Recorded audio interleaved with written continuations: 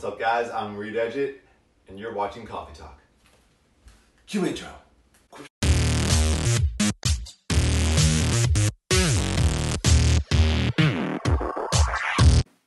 All right, checking 1 2. Check your mic. Check 1 2. Check the mic. Check 1 2. Testing 1 2. I'm on top right. Yeah, okay. 1 2 test. Alrighty. So, hey, what's up, guys? Today we are joined with Owen Pratt from the band Hello. East of Eden. He is a awesome guy, awesome guitarist, bassist. He plays multiple instruments. We're gonna jump into it. I'm excited. So, Owen, how's it going today? Fantastic. That was such a kind introduction. Thank you. So, with your whole band, what instrument are you predominantly playing? I am the guitarist. You are the guitarist. How many guitarists are in the band? There are two of us. There's two of Our you. singer also plays guitar, Oh my goodness. Okay. and he shreds. Shreds. That's So there's awesome. occasionally, just randomly in the show, he'll just bring out a guitar when you least expect it and melt your face. Okay. Does it just go rogue sometimes? Yeah, you got to reel him in sometimes. Oh my gosh. Is it like when Jack Black comes out on he's like 20-minute guitar solo. Let's go. Yep, Okay. that's it. Yep, that's Let's how it rock. goes. Let's rock. So, Owen, where'd you grow up? Right down the street, DeQuesta, Florida. Small little golf community. Average demographic is older than 55. So, playing guitar is probably not the best for your neighbors. I've actually, Have you had any complaints? it's been well received as far as it could be. When I got my first wireless rig, I would play in my room, walk all the way around the house, and I could still hear it. And I was standing in the driveway. I had this thing cranked, so it was blasting. And I caught my neighbor walking from his car back to the house, and he actually stopped, looked towards my room, and stood there and listened, kind of gave like a nod, and then kept going. And in that moment, all of those years I had been just blasting music just came together in that moment. I felt a little satisfied, and Yes. it was a beautiful moment. Yeah, I have a wireless rig. I want to try that now. Do a little research. I'm gonna walk. Yes, I need to walk around my house and see who can hear it. Because I'm actually worried. Because I know one of my walls has like cement, then another one has like drywall. So it's a weird building. When did you get into music?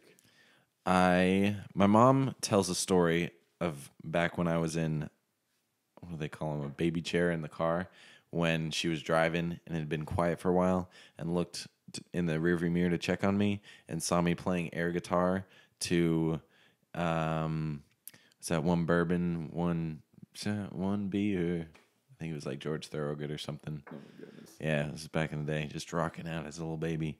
But so I use that to say that I think I've always had it in me. But then when I was 13, I heard a Green Day song and everything freaking changed, and I knew what I wanted to do. So, other than guitar, what else do you play? Drums is a favorite of mine. I freaking love. It's just working up a sweat and rocking out. Mm-hmm. So expressive. I enjoy the drums as well. I am not as good, obviously. I'm working on it, you know. I'm still trying to connect my hands and feet. Rock Band, the video game. Oh That's how I learned. Oh my goodness. So, growing up in your family, were they okay that you wanted to be a musician?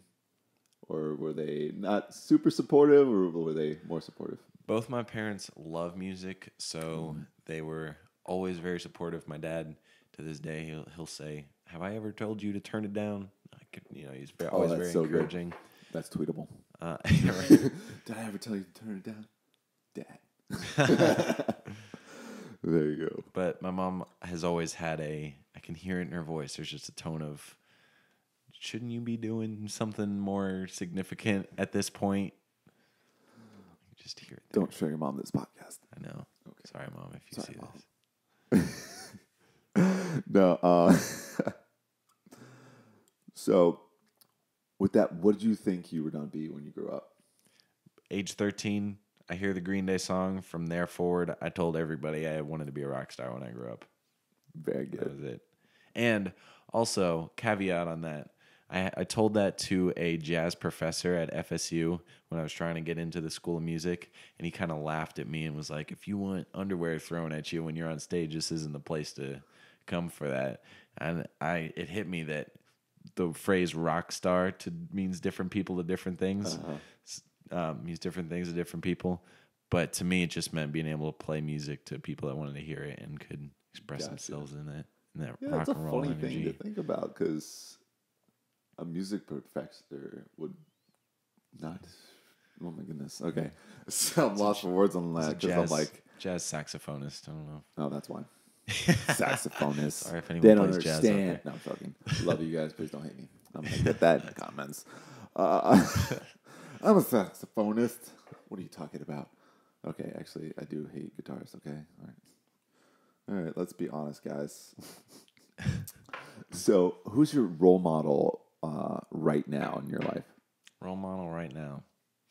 Who do you inspire to be like as a musician? As a musician, I've recently got the opportunity to met a few people that I've always listened to, and it's been cool to see more of their lifestyle and how they've come to live as a result of the success that they've experienced playing music. So there's just been, I've met like shout out to Heather Hope at Fearless Records, amazing friend of mine, and there's just been so many amazing people. I actually got to hear Chester Bennington's wife speak, and about mental health awareness, as well as Mike Shinoda's wife, Anna. And those are some really impactful experiences. And just hearing these stories and being a part of this community in music that is very aware and conscious about mental health and being able to talk about that, I've just been very impacted by it personally and think that it's an incredible opportunity and place to be able to talk about it so openly and so freely when it can kind of have a little bit of a stigma in the day-to-day, most people. So it's been some impactful experiences with me, people that I looked up to, and their ability to share and influence for a positive. Wow. Yeah. That's really cool. Transitioning from that, like I know you guys, you're in a band with East of Eden, you're the guitar player. With the recording process, what does that look like? Do you guys write together? Do you guys write separately? Do you come together? How's that work out? This has been the focus, our biggest focus for the past month. Historically, it's been, we'll write a song individually, bring it to the table with little room for adjustment, tweak it as a group, and then record it. Mm-hmm. But now we're trying to come together as an entity and actually write a song just as a group to have complete shared influence over what happens in it. And that's been a struggle, not a struggle, but something that we're having to work on, because Marco, our singer, he's just such a fountain of creativity. He says he's got 60 songs in the vault that he just has written. And so, a few other of us are like, yeah, I've got some ideas and a few songs here and there. But then Marco's like, every day he'll be like, oh, check this out. It's like, how do you compete with that? So just trying to be more cohesive with it. So what have you found out to be the best way so far? Is working together like that helping you out, or I think we're still trying to find it. Yeah. But we've definitely learned a lot from how we've been going, and personally, I found that when someone comes to the table with a completed song and is like, here, these are the parts I've written, now you guys just play this, I personally feel a little less connected to it. Like I still resonate with a lot of our music in a deep way, but I just don't feel the same kind of ownership, or like it's not my baby. Yes. Yeah. So that's really cool though. Like now with East of Eden, where'd you guys get that name? Like, how did you come upon that? Did you guys hit a band name generator, or I've done that a couple times. Let's find two words that have the same first letter. Exactly. So our original singer actually brought it to the table after hearing a story in church, and just thought it was a cool concept. And we still have yet to fully integrate the themes and stories.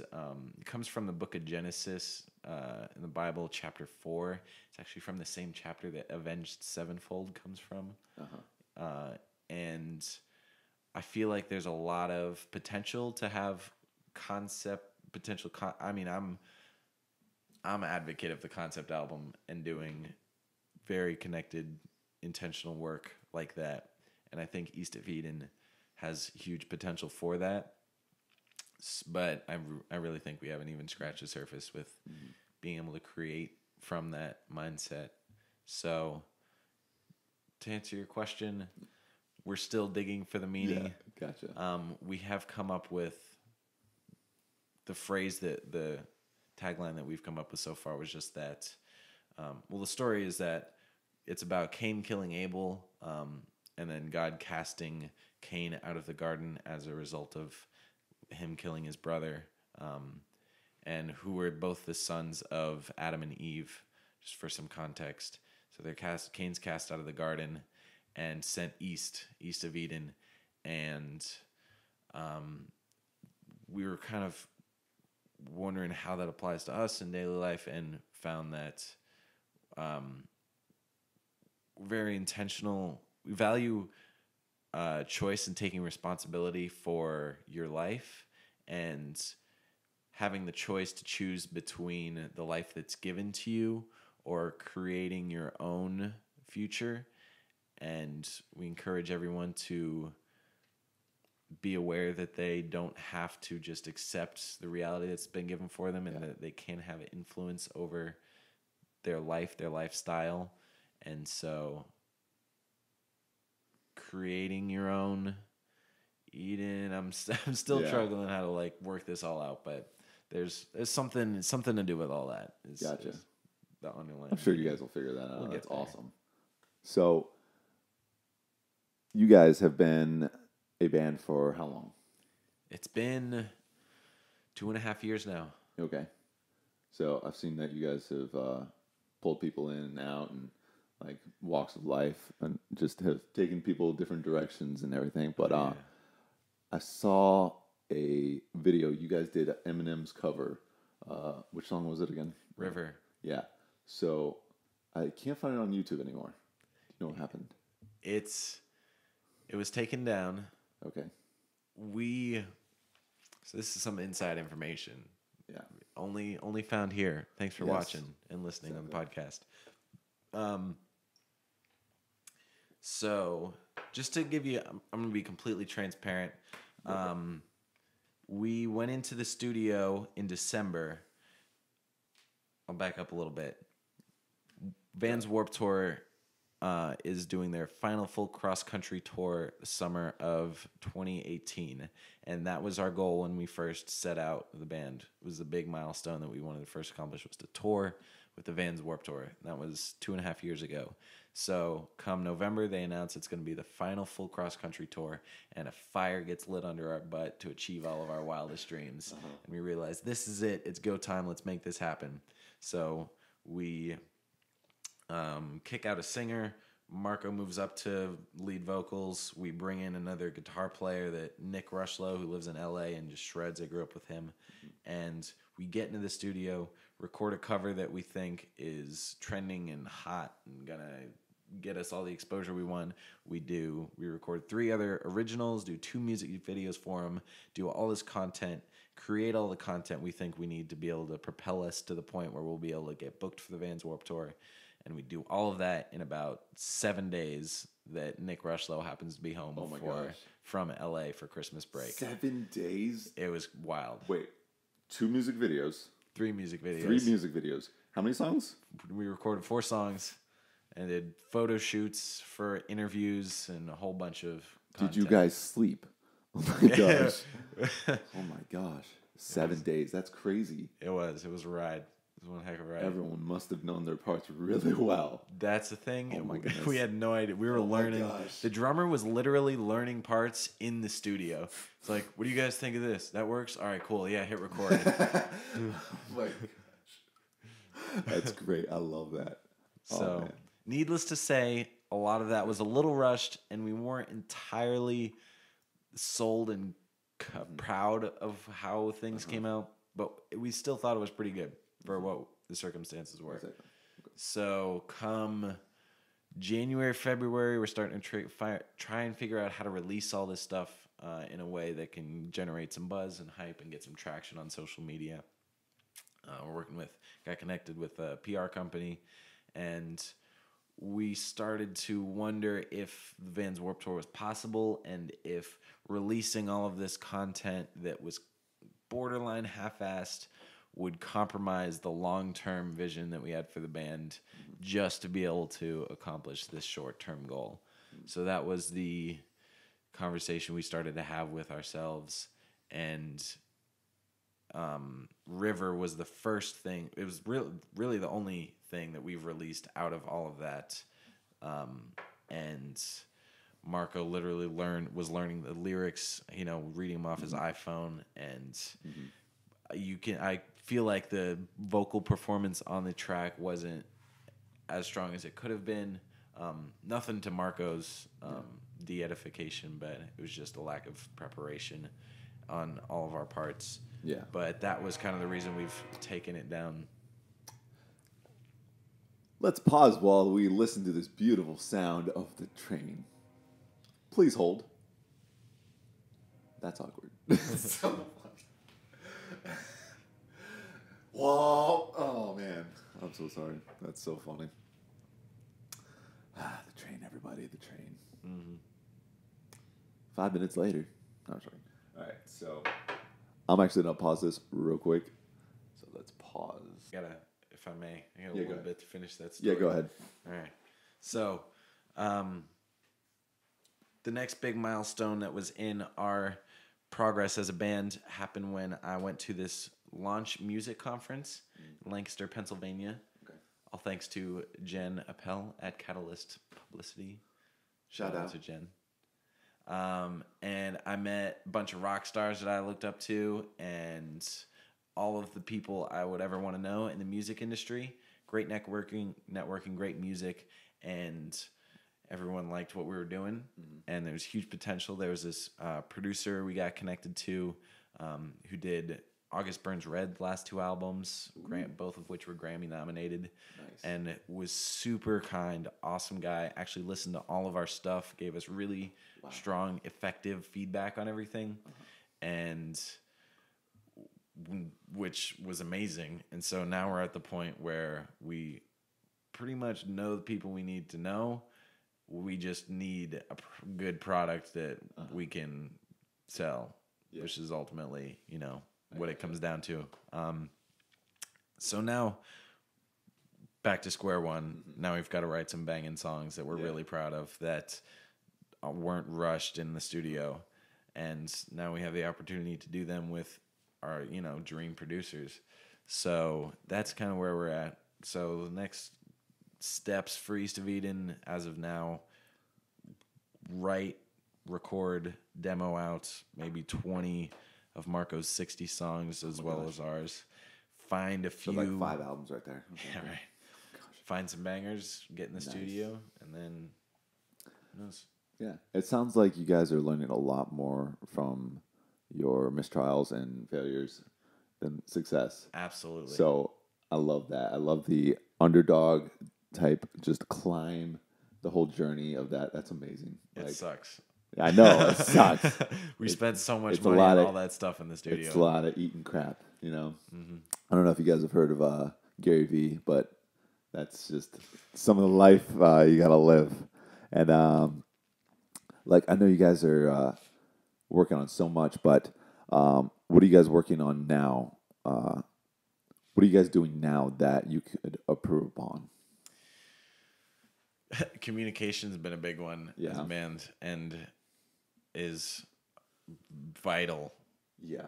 And we thank you to Imani Givert, who has become, she's going to hate that. She hates that I call her this, but she's our band mom. And she Band just mom. keeps us organized and healthy. Let's throw our picture up right there. Boom. Hi, band mom. But she has helped us tremendously with that. Project management. She's got us on this organization app so we can keep track of all the stuff we're doing. That's really cool. What do you guys use? Asana. Asana? Okay. So I know there's a few others. It just allows us to put up all the stuff we're working on, little tasks to be able to delegate to each people to do different things. You create subtasks so we can keep track of everything from merch and logo design and we're trying to book a cabin to go into the woods and bring all of our home studio set up to just get away, and so just all the details for that are up there. And cool. Oh my goodness, that's very cool. So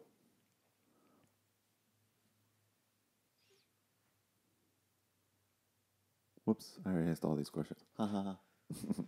So I jumped around a little bit. So where would you guys like to see yourself in 5 years? 5 years. I would say signed, but I know that's not, especially with things like crowdfunding, getting to where you want to be doesn't necessarily take a label. Granted, it would be cool. I would say with a kick-ass management team or manager, touring nationally, if not internationally, have a full, at least maybe 5 years, I don't know, 2 full lengths out. Successful making money off of it would be nice. Have a few tours under our belts. Nice. Yeah. So this is a little bit more difficult question because you kind of answered it, but didn't. Where would you like to see yourself in 10 years? 10 years, huh? As a band or personally?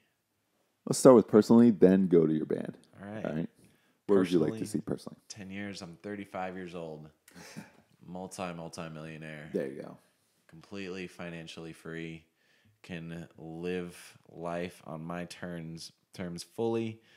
Can play music the way I want to without even having to, one thing I realized a lot about the lifestyle of these rock stars that I've always looked up to is it can be a pretty taxing lifestyle to live, especially the ones that have families when they're touring for 3, 6, 9 months out of the year, having to be away from home or having to try and take the family on the road. It's just it's a tough life. Well, you can always get one of those tiny houses and just, hook it up to the back of a Jeep, That's definitely a part of the 5-year plan. There you go. Tiny houses are they're trending right now, so very popular. I actually know someone in one, which is amazing. Wow. It actually looks really cool. Like they have the pop-out sides, like it's a fifth wheel. Wow. So it's very cool. So it's very modern looking. So I like that. Nice. I don't know how they do it though, because I would kill someone. And we're big people. Exactly. Yo, I'm big 6'3". How tall are you? 6'3.5", 6'4" on a good day. When gravity isn't on me. Yeah, after I go to the chiropractor, I'm 6'4". 6'5" after a hot date. So now I love to ask this question. This is less serious. Like, what would be your ideal superpower? Ooh, I would fly. Yeah? Yeah. Where would you go? Everywhere. Asia. Asia? I might get shot out of the sky, though, if I get close to North Korea. Oh, my gosh. It's not... No, it's okay. The bullets don't fly that high. Sick. Yeah, I would trade anything to be able to fly. That'd be cool. For me, I'd like super speed. I don't know why. I feel like that would be more fun than actually flying. Because I feel like everything would go slow-mo. I don't know how it would go. I always loved the... Yes. Clock Stoppers. You ever see that movie? Oh, my gosh. Oh, my gosh. I actually watched that show because I was super into paintball. I saw a paintball gun on it. I'm like, what's this? Then I found it. I was like, okay. But I love that one. That was so funny. If you haven't watched Clockstoppers, here you go. Here's a link. So, I do a little bit of a background check on you, make sure you're still sane, before I bring you into my house. And so, I did a little bit of a deep dive on your Instagram, and I found out that you are a lover of world travel. So, can you explain this picture? Here's the picture. Here's the picture. And this picture's of you on a boat in where? Venice, Italy. Yeah. When was this? Summer 2016, I think. Wow. Yeah. So I also with saw my mom. It's not as it looks like it could be a romantic date, but I'm with my mom. Thanks, Mom. It's kind of romantic. So I also saw a awesome pic of you in the sand of Hawaii. Mm-hmm. So I've seen that you've traveled a bunch. We have a couple pictures right there. If you're our podcast listener, go check out Owen's Instagram. I'm sure he'll love to show you. So, and I found this lovely drawing of you. I believe you are the lollipop man or something. You are dressed in a suit and tie. I haven't seen that in years. It looks like a coloring book. Could you explain that, please? That is a coloring book. I believe that was in French class. Oh my goodness! Maybe my senior year of high school. Someone just colored me in and decided that was me. Okay. It made me very pink. Yeah, if you're a podcast listener, I'm so sorry. I can't even describe how funny this is. And one last one. Just imagine a candy cane, the red and white stripes, but on a suit, and then holding a giant lollipop. Basically, he's Willy Wonka's boy, son? I don't know. It's questioning his sexuality. Yeah, I don't know. So, in this last picture, you are dirty as heck. You look like you've been beat up, dirt thrown on you.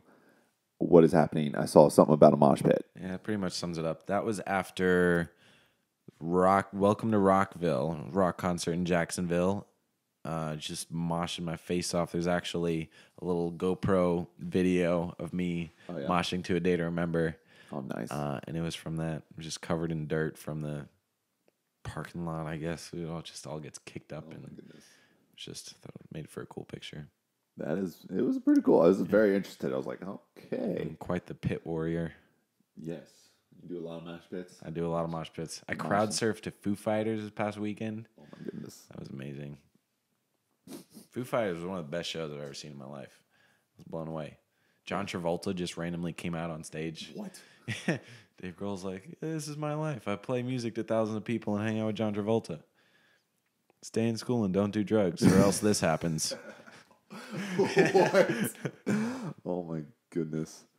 So, all right. So we're going to transition into a quick draw round. So I'm going to ask a question, and you're just going to answer. I'm going to give you two choices. All right. You have to pick one of them. You can't say neither, nothing like that. All right. You have to pick one of them. I'm game. I had someone else decide to go rogue and not play the game, but this is my show. Okay. So, anyways, here we go. Guitar or bass? Guitar. Nickelodeon or Disney? Nickelodeon. Waffles or pancakes? Pancakes. DC or Marvel? DC. Kids Bop or Justin Bieber? Justin Bieber. Okay, then. Now, that just showed you a lot of Owen today. So, if you want to see more, I have a webcam you can check exactly. out. So, wait, what? Just kidding. Might have to edit that one. No, I'm going to leave that in. So, thank you for joining us today on Coffee Talk. Owen, is there anything you want to plug before we leave? Anything I want to plug? My Instagram handle is @Owen of Eden. Boom. Right there. My band's Instagram handle is @EastofEdenFL. Boom. Yeah, our editing. You're going to have to make a bounce back and forth like that. Yeah, that's probably not happening. Anything else I want to plug? Freaking live life, follow your dreams. Don't do what other people expect you to do. Don't live for other people. You've got something inside you that is enough of a guiding light that you can follow that and live the life that you've always wanted. I don't know how else to end that, but that was awesome. Thank you, Owen, for being here. It was a pleasure. And we're going to go make a Musical.ly or something. So, also, if you're not following me already on Musical.ly, go ahead and do that. I am super active on it. And I will make this outro. So here's an outro. Boom. Hey guys, thank you so much for watching this video. If you like this video, please subscribe. If you did not like this video, subscribe anyways, because maybe I'll put out some content that you might enjoy.